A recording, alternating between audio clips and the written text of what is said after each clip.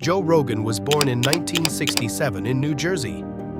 He grew up in a broken home, moving around a lot during his childhood. But even as a kid, one thing was clear: he had a deep love for sports and a fighter's spirit.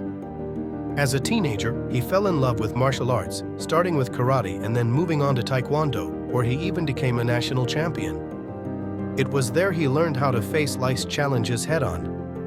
But let me tell you how he went from being an athlete to a comedian and eventually a podcaster.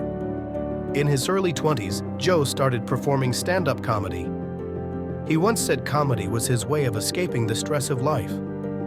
His sense of humor and straightforward personality eventually landed him on television. If you're old enough, you might remember him hosting Fear Factor, that crazy show where people did wild stunts. Now, let's fast forward to what really made Joe a household name: his podcast.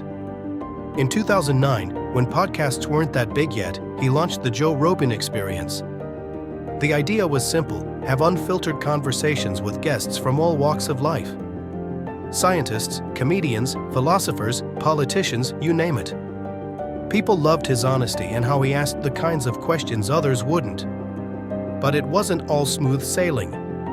His comments and discussions often stirred up controversy. One day, people would call him a conservative; the next, they'd label him a liberal. But Joe always said, "I'm just looking for the truth, wherever it leads." Today, Joe Rogan is not just a famous podcaster but also an influential voice in pop culture. Despite his massive success, he remains the same straightforward, no-nonsense guy. Listening to him feels like chatting with an old friend. And maybe that's his secret. That's the story of Joe Rogan, a man who carved his own path from martial arts to the microphone and brought us all along for the ride.